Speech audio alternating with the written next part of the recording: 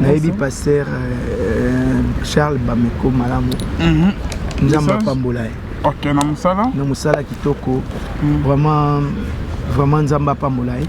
Baza parmi les pionniers, la fierté évangile, on a poto. Au lobby qui est poto est cimetière, mais quand tu regardes des hommes de Dieu comme ça, au lobby qui est poto est cimetière, c'est une fierté. Merci beaucoup, pasteur. Là, il y a une grande chose. Pourquoi pas les lots? Bisopé ma chrétien qui nous bête à stade des martyrs tout ton sang. Pourquoi pas tous à Bercy? Pourquoi pas bisoba chrétien? Bisoba Nzambe un jour tout ton s'appelle Bercy. Ouverture spirituelle. Tu dois avoir ceci. Pour la couverture. Et toi, pasteur, qui vend tes photos et tu dis qu'il y a l'onction dedans. Quel verset biblique? C'est des fidèles comme ça. J'ai acheté la photo de Daddy. Quand je l'ai mis, j'étais guéri d'idolâtrie. Nzamba Pambola, pasteur Marcelo. Des gens comme ça, il faut les dénoncer. Moïse, ce n'est pas biblique. Même Nzambe, Yesu, va représenter une image. Même Yesu va représenter une image. Mais Moutou. Akoyoko jamais ko sala makambo oyo molimo mo sante ko sala pour nous parce que c'est un homme. La Bible dit ba apôtre be lilini na bango e bikisaka bilamba na bango e bikisaka, mais ils ont pas vendu parce que on est commis idolâtrie, parce que eloko dans la Bible c'est commis le la rituel et ça sous nzambe te commis l'idolâtrie na ko zo rema. Mais na ko zo te ke nzamba lobi na ngai soko sombe lamba na nga boye. Non, wana ce n'est plus Dieu. Voilà, vraiment, je suis vraiment désolé. Je ne peux pas appuyer cela. Ce n'est pas Dieu. Ce n'est pas Dieu. Bino, na pesi bino déjà. Ndenge makambo zali bo limbola. Mais nzamba za wana te. Et puis batouana, ils iront en enfer. Baro kendeli felo. Parce que c'est l'idolâtrie. Parce que même un ange me sort dans le cieux. Que lobby, la photo na chambre pour aller dans le lieu, ça ride un démon. Wow. Confusion totale dans cette église. Non, c'est pas la parole. Je te l'ai dit, aujourd'hui, les gens, beaucoup de gens sont des fanatiques de pasteurs et non les fanatiques de Jésus. Donc voilà, il y a un batobele ba felo.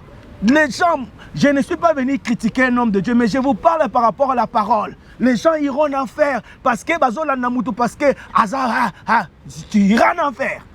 Moto akoki ko peso lipa asukeli wana tango nzambe ayakaka yenda pesa ka petit.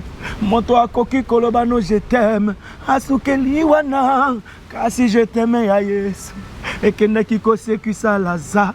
Moto akoki ko peso kisiomela asukeli wana kasi lobiko na nzoto esengi loboko ya Jésus.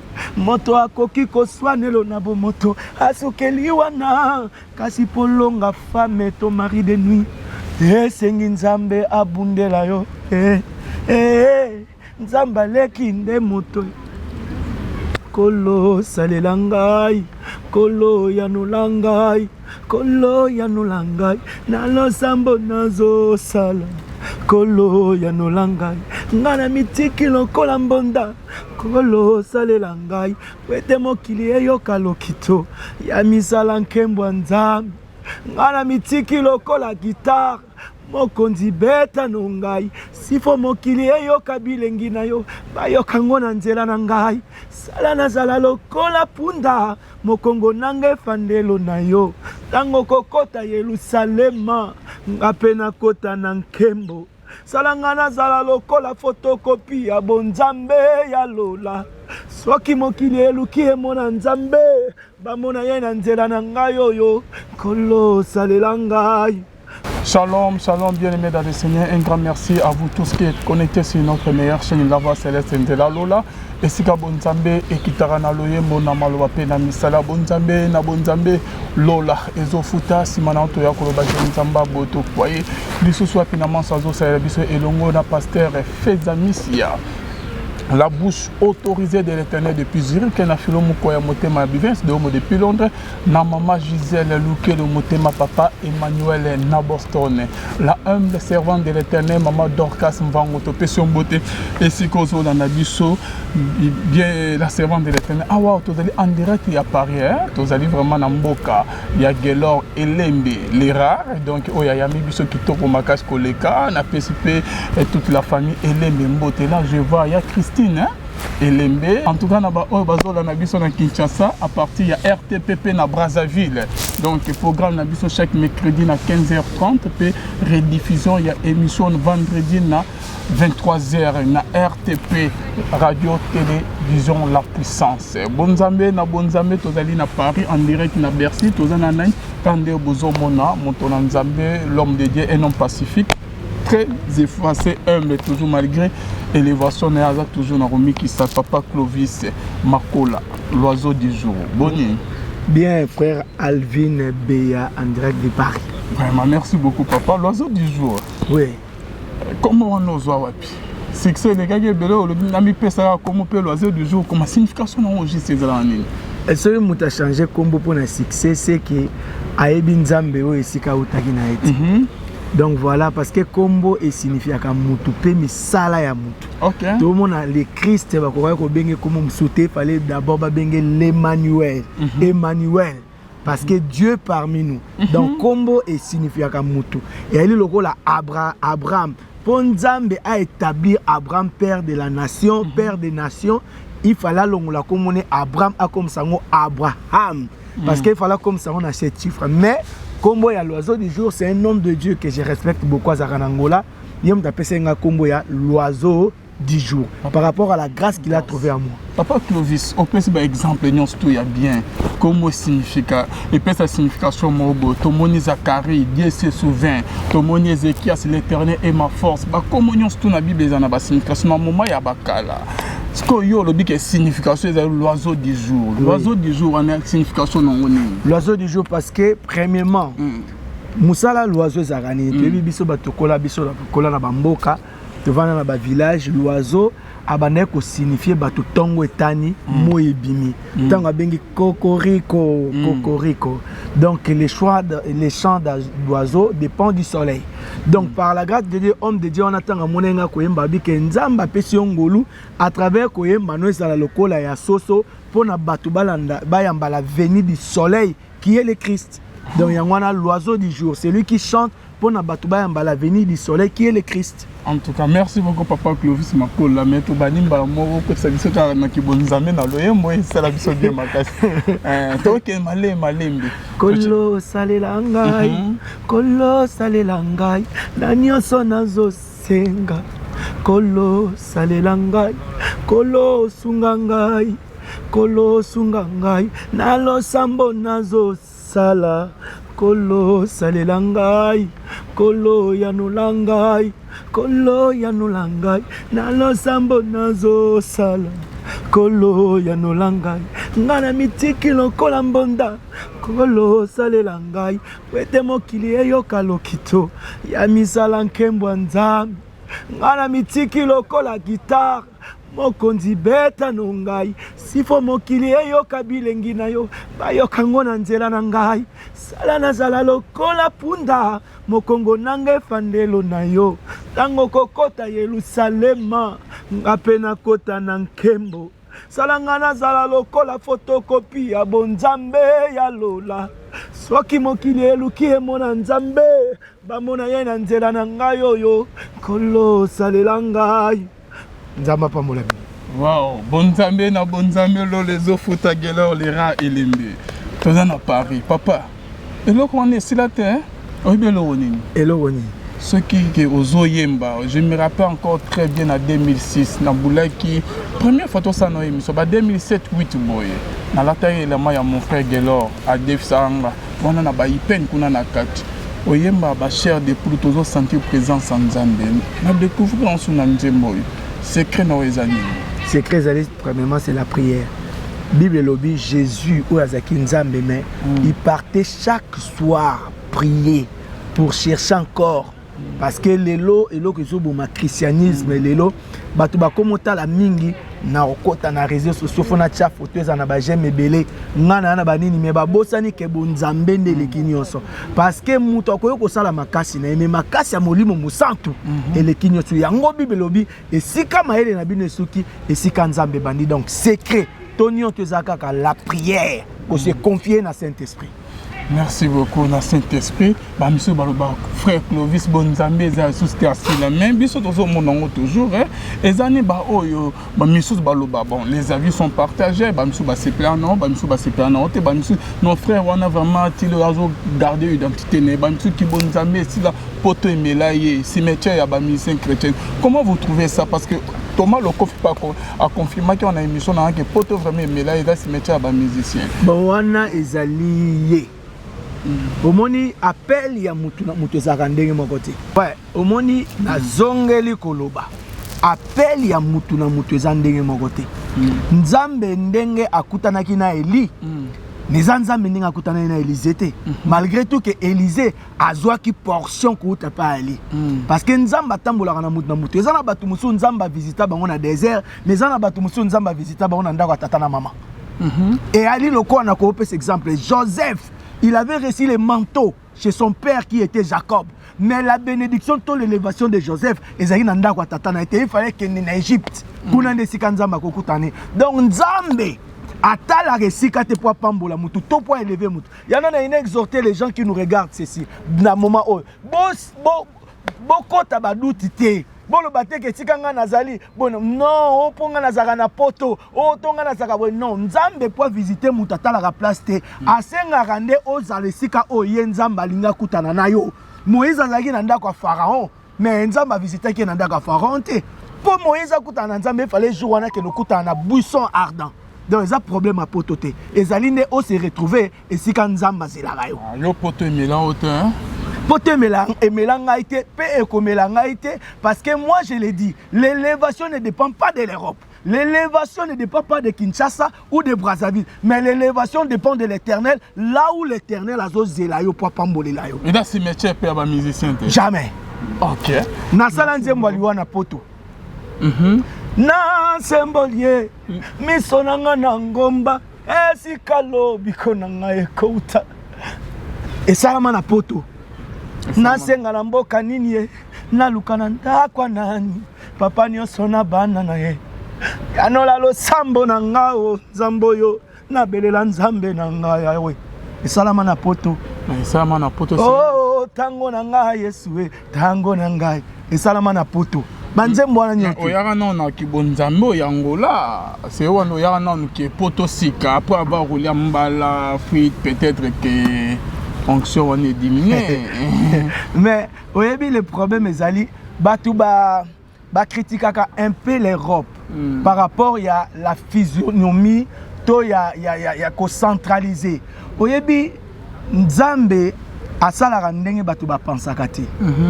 Nzambe qui pouvait croire que mutu oyo aller à limbola ndoto ya roi ya pharaon il fallait outa na prison. Personne ne pouvait le croire. Donc le problème est ali na olingana na expliquer bino. Ezali problème à potote Angola te. Ezaki Nzambe nazaki na Angola na banda carrière na Angola. Mais Nzambe ebe que jour cet enfant a gocha ma colonie en Europe et ezala jour na go visiter na go pese banzembo oyo ko édifier le monde. Vraiment. Merci beaucoup papa Clovis Makola. Au côté là, oyela poton zela Angola hein? Ezali kamba bomba te. OK, c'est bon. Moi et tous en sous solo on a si mes até to bezaka les présents. Papa Clovis bande obazo landa otango yemike. Nzambe osalelanga nzamba c'est le rôle souci ebele ba envia vu oikozo mené le long la poto za posé parler na kino donc nyon surtout normal assez le rôle souci mutazalaka na posa nzambe tozalaka na posa nzambe Salomo alobi posa oyekoki ezali nzete na bomoi qui est le Christ yenda za poso ekoki muta ozalaka na posa Salomon, après avoir causé Nabas et Belabi, vanité de vanité, tout est vanité.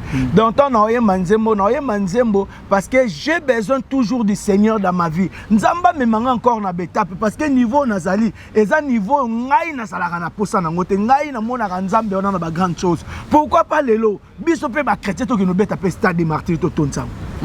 Pourquoi pas toza na Bercy? Pourquoi pas biso ba chrétien? Biso ba na nzambe, un jour to tonza pe Bercy. Donc, tant que vous pensez des grandes choses, okozala te kotika laga nde nzamba tombolanga na embanzembo aliwe sala succès na soki wana te okosuka wana te okokenda encore de là-bas yango na olela na loyembo wana et puis loyembo wana eza prière pour na bato belé bazana ba problème eza na bato belé bazo souffrir na moment ba olanda biso nzembo wana eza prière pour na bino nzamba lekini moto kolosalelanga atako bato bazo mona valeur na ngai te na misala bato bazo mona valeur te na makambo na osala mais nzambe salelanga lisusu moi so azolela na minute ke depuis akotanda wa libala bana bazo ya te stérilité nzamba salela malgré na nyonso nazo senga kolo salelanga yango na loyembo na yembi bitumba na ngai mati niveau et comme senga nzambe abunda seza yo mokondo benganga papa kota bitumba ya nzela malembe nzamba pambola sala na kondima mama wow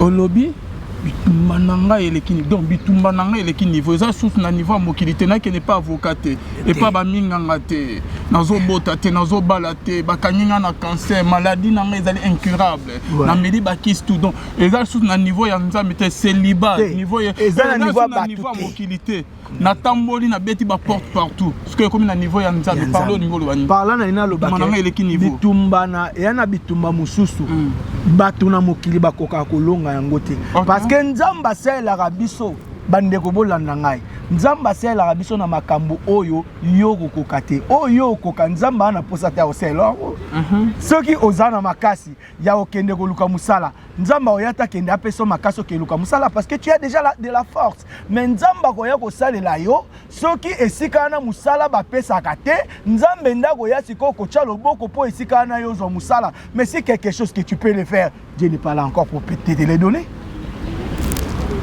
Donc esika bato bazosuka esika nzamba yango nde bonzambe na evandi yango nde bonzambe na ye soko kepa magicien ko pesa yo kisi okoma na mbongo c'est bien mais la vie d'après nganga ko pesa te yango nde sika siko nzamba yaka pour la ksaba onka lekinde mutu. Les derniers mots reviennent toujours à l'Éternel notre Dieu. Amen. Vraiment. Papa, le dit que na mitiki lokola mbonda. Nzamba beto sunengeni na mitiki lokola guitare. Abeta sunne komitika wana je ne comprends pas par là. Alvin, komitika wana lika kolobani. Elinko loba ke bon moto na ngai. Nyoso na ngai na mibwaki yango na komi moto pamba parce que nzamba salela ka bato ba yepa na yelo kwa bato pamba. Soko yepa nzambe ke yo déjà so zwa nzamba opese lote. Pozwa yana ngai na comprendre na ngana mikitsa na lokola David malgré tout ka kene ko sala mabe alali na mabela lobi Dieu pardonne-moi yango ne loko ngana sel na loyembo na bi na mitikata lokola guitare nzambe ebeta ngai na mitikata lokola nzambe donc nzamba sani ngai so pas komisa ngai koka na koma kaka pona lokumu na ye mais ye moko a changer ki koka na ngai na kokoma muto na kotambola likolo place bat batambola te. Merci beaucoup Papa Clovis Makola bonzambe na bonzambe les autres qui t'en loyer mon peine malo amen bien makasi les autres Papa Clovis tout on a un panaré lui solo mo beti na stade pourquoi pas biso ba musicien ba chrétien to beta stade c'est comme si ba musicien mo ki ba lamusi pe ba chrétien mingi pour na ma stade en tout mo ba pasteur mingi ba télé ba pasteur qui jamina ba pasteur walesa ba nani ba télé mingi pour na ko beta stade yo sco pe beti liso il paraîtait pe Moïse Mbi les gars ont confirmé tu beti liso la stade tu te sens prêt que pour livrer concerne la stade des martyrs ou comment celui qui a la foi à mon échec je me sens prêt. Il y a un stade des martyrs. Je me sens prêt. Les problèmes les problèmes mais là ou pas. Les problèmes les que jour on a va recevoir quelque chose. OK. Au beta no stade, au ton d'ici bateau. Mais ce mutu na suka ki a pambwa mité. Ça quoi ça sert à stade? Nenga idée nanga ezali que kobeta ka stade te po fali abeta ki stade kobeta stade te po nani mena beta stade po ezake batu oyo bakoya wana bazonga ndenge bayaki te ba recevoir la vie éternelle parce que nous sommes des messagers. Dieu nous a mis sur cette planète non poto yembaka boyo ka ba belle voix na biso. Les voix ne comptent pas et pas Nzambe, mais ce qui compte pas Nzambe ezali le message et l'onction que tu transmets na vie ya batu po batu bazwa quelque chose. Merci beaucoup Papa Clovis Makola. Merci na bande onu tout bazo la nabiso na profiter de tobe de sur la stade na ba o bazo ba benga biso bazo comme la biso toujours na programme parce que moi je suis déjà à Paris, bientôt là toujours on a Kinshasa, tu as pour ça le mot vite fait na ba o ba benga biso concernant programme ya pasteur Bostra Charles Bameko na pour annonce à stade. Bientôt là vous aurez un programme bien aimé dans les Seigneur Papa a confirmé à Rozon à Kinshasa parce que y a qui vite fait pour na ba programme Soussou bosenga ki ba programme ya ba prière église et si ka ya église bozo zo calamité et le monde papa na biso Bostra Charles Bameko na ba abakou tout bozo programme il y a séminaire il y a campagne éco salama éco na stade de Mathieu ou pas tozo landelango déjà bien aimé bozo ba précision nyon surtout na papa yemoko a reconfirmé biso pe to sanganaka na année to pesa bino date précise et ce qu'on toya to prier na pasteur Bostra Charles Bameko de l'église de la Bonne Semence à Wana Paris. On est bien église en moi papa. Oui, on est bien église. On est bien pasteur. On est bien pasteur Charles Bameko Malamu. Nzamba Pambolai. OK, na musala. Na musala kitoko. Vraiment Nzamba Pambolai. Baza parmi ba pionniers ba ça fierté évangile on a ba poto. Au lobby que poto est cimetière mais quand tu regardes des hommes de Dieu comme ça, au lobby que poto est cimetière. C'est une fierté. Merci beaucoup pasteur. Pasteur déjà? Ouais, pasteur Clovis Makola. Clovis Makola. Bino pe ba musicien mi bokomo monenge bazoloba. Bozeleka na ba musicien makamone ba pasteur mi bazotelema. Comme bien comme bois capé na côté liloba. Est-ce que bobengama na côté liloba ou comment? Otika kana karina bino ya koyembela Nzambe. Tozan a deux sortes de chantres. Nazo expliquer les batu bo landa biso eloko po ezoloba matro na actualité. Tozan a deux sortes de chantres. Tozan a ba chantre o bazo servir Nzambe comme étant ba chantre normal dans des églises pour na ba memaka ba adoration, ko conduire les cultes d'adoration. Mais tozan a ba chantre ministériel. Ba chantre oyo bazo kende partout. Déjà, on a un chantre comme ça, Aza déjà un ministère évangéliste. Parce qu'Azo qui est partout pour annoncer Nzambe wana par rapport à la chanson. Donc, on a apprécié la différence entre les deux chantres. Il y a un moment où les loba chantre, les loba combien côté parce que pour na kotamboula partout, tu es évangéliste déjà. Donc, on a déjà évangéliste. Donc voilà, mais par rapport au ministère, Batoumisu komi ba pasteur pour ba komisi bango ba pasteur, mais après na Batoumisu sou ba bengama déjà ba pasteur. Parce que moi je le crois, ndenge Nzamba lobaki na Jérémie que avant le sein de ta mère, je t'avais déjà connu. Parce que Nzambe aponaka biso avant to kota na libuma maman. OK, et dans ba opé ba komisa ba pasteur. Bazali belé. Bazali belé, na copé cet exemple. On a question piège papa. Nzambali Mbissao. OK, merci beaucoup papa Clovis Mako. Moi le aussi ça la bien. Et c'est qui sont question moi. Na ngana tanglo ba ko meto suka kaka. To suka na biso na. Bandeko bo comprendre ka papa Alvina na ba dossier ba tebeli. Wala pena na koy boti ko na boy ko kota na muzido.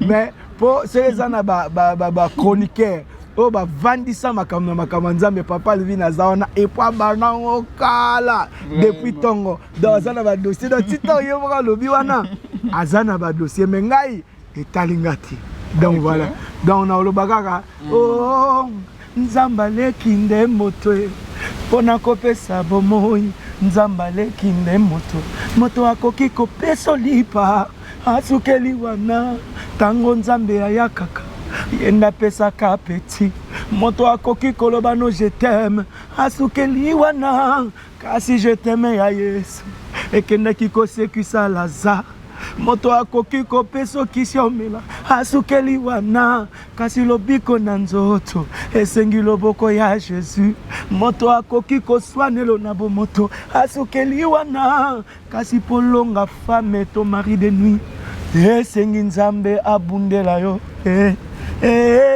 Nzamba lekinde moto pona kopesa ba visa nzamba lekinde moto lolezo futa waouh expliquez biso mbala moka parti wana nzamba lekinde moto yango ka même nze mokolo salanga famille ndeko akopesa ko bilei mais appétité apesio traitement ba kiss melobi ko lobi ko nzambe nde moto apesaka yango de même na suka na lobi moto akoyo ko soanela yo moto akoyo ko lobela yo akabundeli yo c'est bien mais pour na kolonga femme to mari de nuit kanzambe yango ne loko na lobeke nzamba salilaka biso makambo bato bakosala ti donc soki okende neti kokende voyage voyage wana eya nango neti kuna na Dieu n'est pas là ozwa nini okei na ngambu neti na Paris na okende Lyon kena bana prier nzambe non lobaka Seigneur garde-moi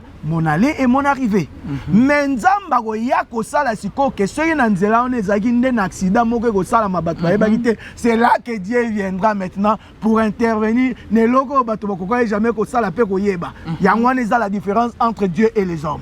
Vraiment. Merci beaucoup l'homme de Dieu, on est béni dans le message à l'élo. Talaka, naya qui vraiment poto, Paris, naya qui Bruxelles, Belgique, on a commenté. Donc naya uniquement pour ma frère Clovis, ma première émission, dans Zozon en lobby. Donc na salita jour moroka kegelo. To yaki lelo to Zozon en lobby pour beaucoup tana papa Clovis Makola. Donc papa tozo ko na suka ya émission na biso. Album na yoyo, banze moi kitoko bako retrouver ngo wapi.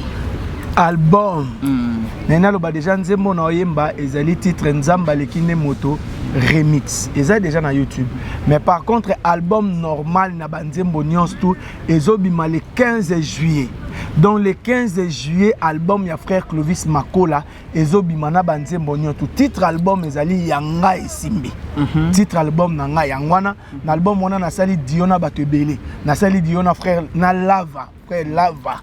Il y a théâtre national Dio ouais national Dio na frère pasteur Mike Flore et puis na bande ko donc kota zali na pamboli et puis na bande ko mususu na ndeko fils ndeko Jonathan wana ba bana o nzamba tiena makona nga nazo appuyer bango pour na produire album na bango mikolo donc voilà comme producteur nazalaka déjà na produira déjà bandeko donc mais Dieu m'avait mis à cœur pour soutenir les jeunes donc voilà. Toi na bambongo te lokwa majabu mais toza na bonne foi pe bonne volonté na bandeko nyoto o bazaka ya bonne foi ko soutenir biso yana to lingi to chape ba œuvre wana ba leki ba kende liboso majabu ngo eza na moko ya ba collègue no ba bebalo aloba ke midi mabeza kuna yo po koti kuna bon ngai na kozala te pona bano critiquer majabu parce que na yebi makama majabu te na yebi ka ke ba sa musana ba malamu. Donc ba référence au banani na ba na bino kazana ba dossier donc wana ngai na ebite mais elo na lobaka nzamba pambola majabu et kende liboso parce que bazali parmi ba organisation o bazo aider bato ebele lelo tout monde toyeba bango quand même. OK dans autre vidéo mon papa o lobakaka o commenter ka ces vidéos eza nanze parce que polémique epesi ya moi mingi on ndenge ni protection couverture et comme que non koza photo ya pasteur ko tia na ndé couverture c'est que combo ya Jésus a son importance que côté ka ba photo ya un pasteur pour ne koza na protection mon anda oui za to landa tu vas voir ceci c'est nous à l'amour ma bandela to landa couverture spirituelle couverture spirituelle tu vas voir ceci c'est nous à l'amour pour la couverture plusieurs personnes témoignent ici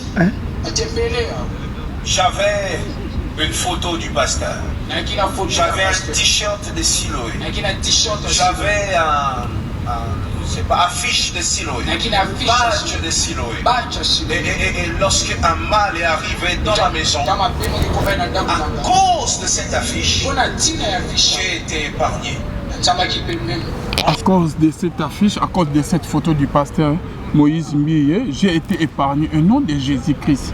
Les années, la magie d'Alexis Kindoki ou comment toi qui bonzambe kaka. Bon, mi comme si banzambe réaction non cause ani parce que va bien y trop par rapport à ça. Parce que Marcelo peut tout ça réagir hein. À télé millions un peu. Dans les ça, on y aura pas mal de Marcelo. Tu montres à tes amis. Vous qui vendez les photos des pasteurs. Où est la caméra d'ailleurs? Vous qui vendez les photos des pasteurs, et toi pasteur qui vend des photos, et tu dis qu'il y a l'onction dedans. Quel verset biblique tu as? Quel verset biblique tu tu as? Quel verset? Est-ce que Paul vendait les linges qui touchaient son corps et de fidèles comme ça? J'ai acheté la photo de Dadi, quand je l'ai mis, j'étais guéri d'idolâtrie. Tous ceux qui ont commenté, tout dans nos qui, aussi c'est émission. Bon, moi je vais commenter par rapport à la parole et non par rapport à la personne. Parce que voilà, moi je le dirais ceci, selon la parole. Tant que Moïse a koufaki, la Bible dit tant que Moïse a koufaki, diable a lingaki aya zonzota Moïse. Pour nabana Israël ba komanini, kugumba mela kwa adorer parce que ba ngeba mona Moïse abimi. Mais la Bible dit l'ange de l'Éternel a ki asanini azwaki yango. Ngana kolobaka ke même Nzambe oya Yesu ba représentaka na image. Okay. Même Yesu va représenter Yesu na image. Mais mutu akoyoko jamais ko sala makambo oyo molimo mo sante ko sala pour nous parce que c'est un homme.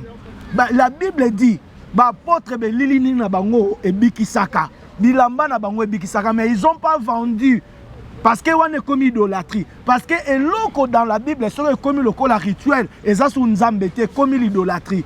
Na kozo rema mais na kozo te ke Nzamba lobi na ngai soko sombe lamba na ngaboy non wana ce n'est plus Dieu. Wana vraiment je suis vraiment désolé, je ne peux pas appuyer cela, ce n'est pas Dieu. Bon, yemoga yebi mais moi je parle par rapport à la parole mais ce n'est pas Dieu. Yo yebi gasilo bon verset dans les Écritures si ce n'est pas Dieu, c'est qui alors? Ce n'est pas Dieu. Bino na pesi bino déjà ndenge makambo zali bolimbola mais Nzamba za wana te. Et puis Batouana, ils iront en enfer. Parce que c'est l'idolâtrie. Parce que même un ange me sort dans le cieux. Il lobby. Ils ont une photo dans la chambre. Aller dans le lieu, ça ride un démon. Wow. Confusion totale dans cette église. Non, ce n'est pas la parole. Je te l'ai dit, aujourd'hui, beaucoup de gens sont des fanatiques de pasteurs. Et non les fanatiques de Jésus. Donc voilà, il y a les gens, je ne suis pas venu critiquer un homme de Dieu, mais je vous parle par rapport à la parole. Les gens iront en enfer parce que parce que tu iras en enfer. Merci papa Clovis Mapoula na bande on to bala na biso ngai mona la vidéo en tout cas Moïse Mbiye. Moi je suis clair. To comme au monde on que Nzambe nde abenga to Nzambe na benga te. Tenir de tels propos c'est pas normal. Ozana ki bon Nzambe to ozana ki ndoki to ozana ba magie mais kabi ko yebisa biso non. En tout cas, ils ont normalité. Bible zoloba que ne prenez pas part aux œuvres infructueuses des ténèbres mais dénoncez-les. Bah oh tous hommes que les ali bah vraiment il y a beau Satan il y a qui bon Nzambe il y a molilité et là qui bon Nzambe te mais il y a molili donc mais quand aux hommes non nzela ya Nzambe eza kindo kito comment ton Nzambe ye monda kumbo bimso na pole et puis que Dieu bénisse le pasteur Marcelo. Amen. Pe bandimi ba église na kati église ba fidèle bazo betelo maboko. Ah yango loko na lobi bandimi mingi lelo ba komi ba fanatique. Ils viennent plus à l'église pour écouter la parole. Pour babika yango na Nzamba pambola pasteur Marcelo. Des gens comme ça il faut les dénoncer. Ce n'est pas biblique. Aza nani aze logo tazali simple instrument ya pa Nzamba zo salela. Donc aza ndenge moko na ngai. Azandenge mona bana akomi atana niveau ya ba prophète Samuel te ba prophète ba apôtre Paul te mais ko koma tina niveau wana donc mon cher frère Moïse Mbiye ça ya souka et déranger hein bah comment bah c'est moi tous les gars ont déjà on a plus au commentaire sur ça non on a commenté sur té mais j'ai béni les pasteurs Marcelo Nzamba Pambola et Tunas bon ya souka tout le monde est extrêmement connu au salakia ya ko rendre hommage na kulutu no matu Samuel le lo nazo zela ngwezo bi matin problème bon likambo ya hommage ya ngai na frère Matou Samuel franchement na ebité nga na saki les frères Matou Samuel hommage mais il y a aloba ke na tika bon moi j'ai dépensé mon argent na kota na ba détail te poso na koti na ba détail makambo ba te belé ba ko pengo na bandako oh. Ouais, donc Batebele bazala vraiment très dessus. Il y a je préfère garder l'anonymat Nzamba Pambolaka sur le coup. Aboya na ebima. Aboya na ebima. O sala pe en te clip ebima te. Te clip ebima ki bon. Pour nous expliquer un peu batbalanda clip penze ebima ki. clip tango ebimi frère Matou Samuel a bengi ndeko to travail ki naye alobi ke yebisa frère Clovis frère Clovis a longo la clip na ngai ye bandi boni aponga na teki mo hommage ye a yebite nga na uta ko kufela mwasi bat ba komo benga nga so nga na kufi toni ya lobi ah mais papa eza hommage abi bolongo la aloba ke belé na ko lo baba dire wana te ba bengi ngai na bi bon comme alingi mo hommage te na longoli mo hommage na changer na tie la reconnaissance na tindi me batindeli nga susu na longola na sa ko boni nzembo za ye ngai te ngabe bato bayemba banzembo na ngai na ba na te na esala nga ko to sengo so bato bayemba banzembo na mona ke ba œuvre o nzamba peseki ka pona nga mais lelo ko mpe pona bato mususu parfois mutu mususu asepele na ngona ndenga na yembaki te. Voilà, bien aimé dans les saints to déplacer mais tozaka na Bercy hein na déplacer côté to ça kuna ezaki gare. Parce que tu mis bossa Bercy côté basal vraiment babeta ba concert oui papa tozongeli lisolo na biso oba robeta lisolo ya Matou Samuel quoi peut-être au futa qui ba caché na été refus na ezaki pourquoi faut repesa un mbongo to au sala ki nzemu na clip na yo interpréter nzemu na o na clip sans autorisation na to faut au futa caché ndenge que tout le monde na ba musicien ya mokili quoi bon le problème frère Matou Zani ye ngai na pesa ye quelque chose bon pona ça la ye na ye manzembo na ye OK donc le quoi na ça l'hommage donc voilà et aki ndeng wana dit les aki bon ko yo pesa ki ete na pesa ki eti donc parce que na be ke nzembo so ebimi après na pesi ndezalaka na benga i mwana na ye na ebise ke non attends yebisa papa na opesa ye mbongo na ye azala kimia na opesa ye mais tant nzembo ebimi moto epeli donc voilà na kota na ba détail na ngote po ezali pambolite pona bana nzambe to suka wana davie na to wana bien na ngai to kopara bien donc na lingaka mingi ya Matou Samuel. OK papa umela zala toujours quoi na ba vie na biso ba deningo nde bana ba rien à dire. OK to komi na suka ya émission na biso merci na ndoro ya maki biso na mboka na Paris te merci pe na yo quand même Ozobunda toujours vraiment musala mo ba misuse ba lembi mais frère Alvin vraiment losako nzamba pambola yo na mokito bundara même Yesu azali na lola avandi atali makambo ele kanase abiso na tiki ya eza mobulu asali na longwe pena kuna aya pena zo tambula na batu na se bandima ko finga eni otuka pona donc voilà nzamba pambola yo kende encore de l'avant bande ko nyoto bolandi mission. Boyeba que frère Clovis le 15 juillet album naie et bimi sur le marché. Pour soutenir la meilleure des façons ezali kotonga ate. Mais soutenir partager pe mission nzamba opambola yo et puis na fin du mois de juin na obimi sa première nzembo liboso bimaki déjà nzamba lekine moto remix et mi balé bima titre nango bozoyi nanga pona nini Dio na frère Lava Njuzi. OK. Merci beaucoup papa na biso Clovis Makola. Il y a Bercy, tous aussi c'est émission na biso maloba no ya suka pe message ya suka. Maloba suka nzambe ka pambola bino, allez de l'avant. Allez de l'avant. Onyoto na posa na ngai akonstate ngai. Abonnez-vous na page na biso Facebook Clovis Makola officiel, YouTube Clovis Makola TV et puis Instagram Clovis Makola officiel.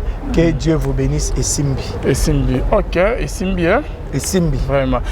Toro kabona na ote boité moi loye mokaye na banzemu ya kala. Nani ko bani na liwa OK beta mami na ba matanga okoti na belela nzambe nanga.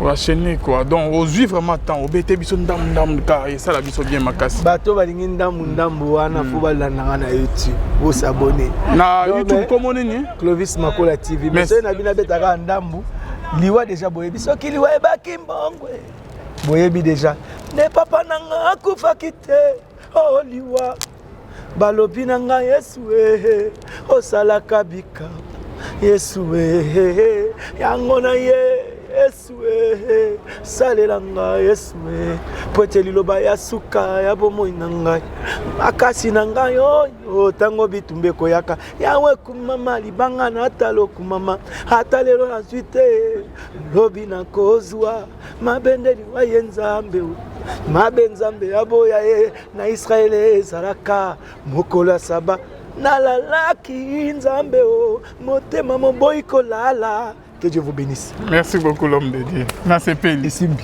Lo les autres. Ça y a souka. Et dérangé hein. Bakama passé moi. Tous les gars ont déjà. Vous en avez plus au commentaire sur ça? Non, on a commenté sur tes mais j'ai béni les pasteurs Marcelo Nzamba Pambola et Tounas. Bon y a souka. Tout le monde est extrêmement connu au salaire ya ko rendre hommage na kulutu no mato Samuel. Il est là na zo zela on bi matin. Problème. Bon, likambo ya hommage ya ngai na frère Matou Samuel franchement na ebité nga na saki les frères Matou Samuel hommage mais il y a aloba ke na tika bon moi j'ai dépensé mon argent na kota na ba détail te poso na koti na ba détail makambo ba te belé ba ko pengo na banda. Oh. Ouais, donc bato belé ba ozala vraiment très dessus. Yangona je préfère garder l'anonymat Nzamba Pambola ka sur le coup. Aboya na ebima. Aboya na ebima. Osala pe yango te clip ebima te. Te clip ebimaki. Bon. Pour nous expliquer un peu bato balanda clip penze ebimaki. Clip tango ebimi frère Matou Samuel a bengi ndeko to travail ki nayi. Alobi ke yebisa frère Clovis. Frère Clovis a longo la clip na ngai. Ye bandi boni aponga na tcheki mo hommage. Ye a yebite nga na hotel ko kufela mwasi bat ba komo benga nga so nga na kufi toni. Ya lobi ah mais papa eza hommage. Abi bolongola aloba ke bele na ko lo baba dire wana te. Ba bengi ngai na bi bon comme alingi mo hommage te na longoli mo hommage na changer na tie la reconnaissance. Na tindi mais batindeli nga susu na longola na sa ko boni nzembo za ye ngai te ngape bato bayemba banzembo na ngai na bana ngate na esala nga ko to sengo so bato bayemba banzembo na omona ke ba œuvre o nzamba peseki ka pona nga mais lelo ko mpe pona bato mususu parfois mutu mususu asepele na ngona ndenga na yembaki te. Voilà bien aimé dans les saints déplacés mais tozaka na Bercy hein na déplacé côté to ça kuna ezaki gare. Ah, ce côté Temili Bossa Bercy, côté Bassal, vraiment, babeta ba concert. Oui. Papa tozonge lisolo na biso, au bango beta lisolo ya Matou Samuel.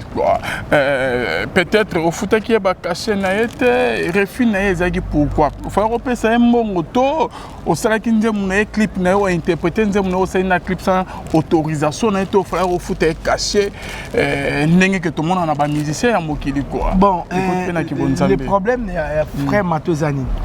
Yé ngai na pesa ye quelque chose bon pour na ça la ye na ye manzembo na ye. OK donc le quoi na ça l'hommage donc voilà et aki ndeng wana dit les aki bon ko yo pesa ki ete na pesa ki eti donc parce que na ebe ke nzembo so ebimi après na pesi ndezalaka na benga i mwana na ye na ebise ke non attends yebisa papa na opesa ye mbongo na ye azala kimia na opesa ye mais tant nzembo ebimi moto peli donc voilà na kota na ba détail na ngote po ezali pambolite pona bana nzambe to suka wana davie na to wana bien na ngai to kopara bien donc na lingaka mingi ya Matou Samuel. OK papa umela zala toujours quoi na ba vie na biso ba deningo nde bana ba rien à dire.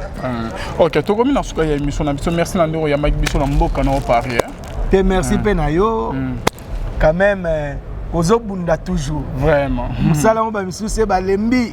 Mais frère Alvin vraiment losako Nzamba Pambola yo na mokito bundara même Yesu azali na lola avandi atali makambo ele kanase abiso na tiki ya eza mobulu asali na longwe pena kuna aya pena zo tambula na batu na se bandima ko finga eni otuka pona.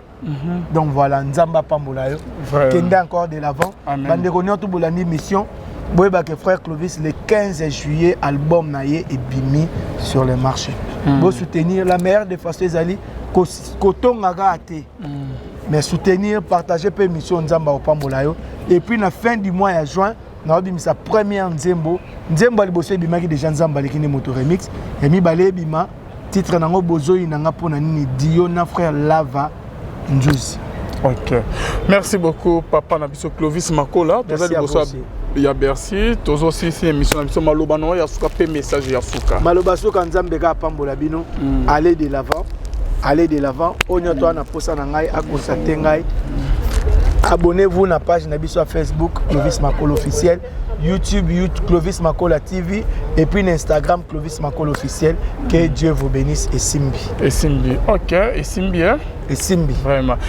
Toro kabona na ote boete moi loye mokaye na banze mu yakala. Nani ko bani na liwa OK beta mami na ba matanga au côté na belela nzambe nanga on va chaîner quoi donc on vit vraiment temps au bete biso ndam car et ça la biso bien makasi bato balingi ndambu wana fo balanda na YouTube vous s'abonner na YouTube comment nini Clovis Makola TV mais c'est na bina betaka ndambu liwa déjà boyebi soki liwa ebaki mbongwe boyebi déjà ne papa nanga akufa kite oh liwa balobi nanga Yesu osalaka bika Yesu yango na ye Yesu salelanga Yesu pote liloba ya suka ya bomoi na ngai makasi na ngai oyo tango bitumbe koyaka yawe kumama libanga na talo kumama hata lelo na suite lobi na kozwa mabendeli wa yenzambe mabenzambe aboya na Israele ezalaka mokola saba nalalaki nzambe motema moboyi kolala. Que Dieu vous bénisse. Merci beaucoup l'homme de Dieu. Na sepeli. Isimbi. Lo les ofota.